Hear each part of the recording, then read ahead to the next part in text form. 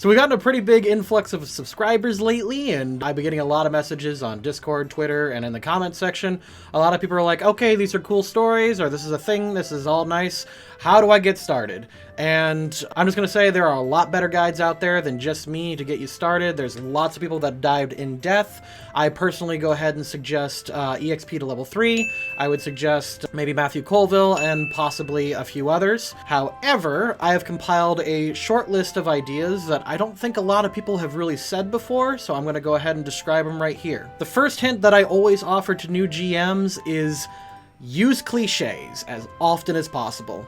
Cliches are your friend. Here's the thing, when you start a campaign with like a long list of lore and backstories that your players like need to very quickly and very immediately get a hold of, you're going to check out most of them. A lot of people don't feel like investing a ton of like brain space into a brand new setting right away. A lot of people just want a very slow burn, and as you progress through the campaign, players will naturally pick up on things. If you start your campaign with like, you've got 5 royal families and all of them are vying for power and each of them use a different method and each of them have like 16 different main characters in their family and they're all doing different things at once, you're going to lose everyone, and you're going to lose everyone fast. Start it simple. Start with like, a princess has been kidnapped and you need to go save her. Everyone completely understands what that is. And you can go ahead, don't be afraid to go ahead and throw in your own little plot twists and turns here and there. Maybe the princess was part of the bad guys all along, or maybe she ran off with her true love, or just anything like that. There's lots of different things you can do, but you want to start as basic and as simple as possible so that people can understand things. If you want to know my most basic ones, our Pokemon D&D campaign on Route 1, they find out there's a creature called an Absol, and they found out that this Absol's in trouble. It's the guardian of the area, and lo and behold, they discovered that the Absol got captured and they had to fight it. So like, you had a very basic setup, you had a very basic arc, and then a very basic payoff, and the players completely understood it. As you go on throughout the campaign, you could start adding more and more layers and more characters, and by the end, you'd be surprised how many characters your players will be able to pick up and like keep stored within themselves. They won't remember all the details, you probably will, but they'll remember the broad strokes, and that's really what you're after as a GM. Tip number 2, do not be afraid to give your players hints of what you're trying to achieve before you start the game.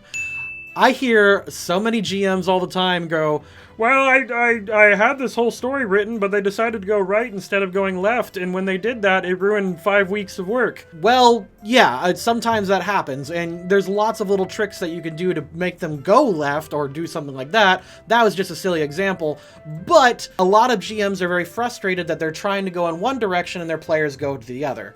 Now, most of the time, I like it when my players deviate from my original plans. Things get a lot spicier, and I find it way more fun when it goes that way. But if you have a really specific idea and you really want things to go one way, then let your players know that this is what you are after and this is really what you put your heart into. If your players respect you, they will at least give their best attempt to do that. They don't know, like, it doesn't, like, the dice don't always fall that way, and this actually hints up into hint number 5 that I'm going to refer to in a bit. But essentially, if you have something that you really want to do, tell your players, hey, we're going to do a murder mystery, or hey, we're going to do like this, we're going to fight a big boss, or hey, you're going to be on a train. I really need you on this train. Do not be afraid to tell them the basic concepts of your plan.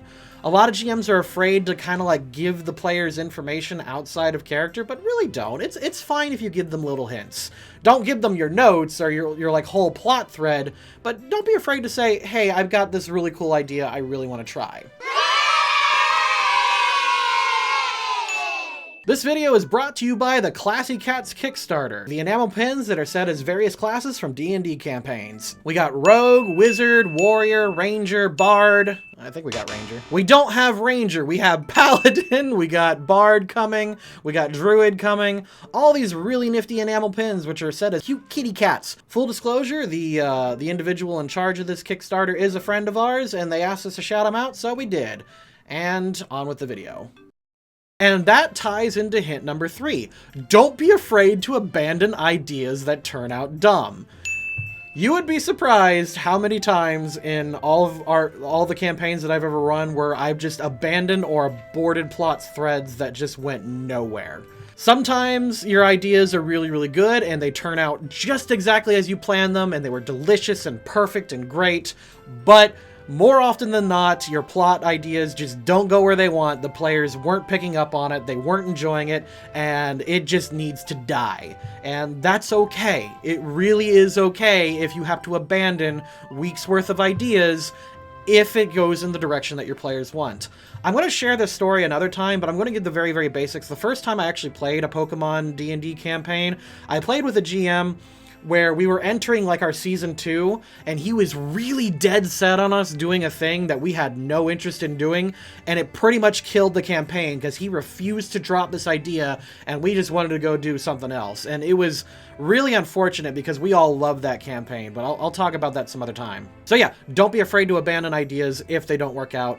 It's fine if they don't, and sometimes you'll enjoy the ideas that your players come up with even more. That leads into number 4, complement all creative ideas when you can. Once in a while, you'll come up with a puzzle or some kind of encounter that the players need to work around, and you've got like 2 or 3 ideas in your head that the players could do, but the players go off and do like 8 other things that they think might work instead. If your players are being creative and if they're really trying as hard as they can, reward that creativity. You want your players not to be afraid of your world unless you guys really have a good rapport going. Your players are your main characters in your world, and they should be the focus of everything, and they should be driving most of the plots forward. Yeah, your NPCs are important, and they're doing their own things in the background, but everything should revolve around the player characters as much as possible, so you're going to want to go ahead and reward their creative ideas, even if they're not exactly what you thought of. Let's say, for example, you have a castle wall and you thought they could either knock on the door or climb the walls, and instead they decide that they're going to recruit half-orcs that live in the forest nearby to throw like a festival to lure people out. That's a brilliant idea, and it's just something that no one would have, like, you probably wouldn't have thought of on your own, but your players, through some of their crazy, wacky shenanigans, have thought of that on their own, and you should reward that. Even if the fair fails, like, maybe they earned some money from, like, recommending the carnies setting it up, and the carnies, like, paid them money or something as a thank you for, like, driving in all that business. Or one of the carnies was a powerful illusionist, and they recruit him into the party for a while. Or, for example, like, the Lord was so entertained by the circus or the festival or whatever, they just invite them in anyway, and they're like, wow, this was really cool. Tell us more about yourselves. And, like, it just develops from there. That's sometimes way more interesting. It's always way more fun to deviate from your original ideas and to just go off of improv and roleplay. At least that's what I like to do, and that's what I find that players like to do as well. Your players will respond more when they feel they have an impact, and you'll get way more enjoyment out of it when you feel that everyone's more invested in your world. And then finally, this is the advice I need to tell that everyone should know. This goes for authors, comic book writers, like anyone. Don't fall in love with your villains. I repeat, do not fall in love with your villains. They're probably going to die, and they're going to die in some stupid, itchy and scratchy bullshit that you're going to be pissed off about. I've mentioned this before, but the end of Season 1 of our Pokemon campaign was just not what I imagined. And I spent weeks writing a boss fight, and God help me, 2 bullshit rolls killed my villain, but it would have been wrong to take that win away from the players when it made sense for them to have that win.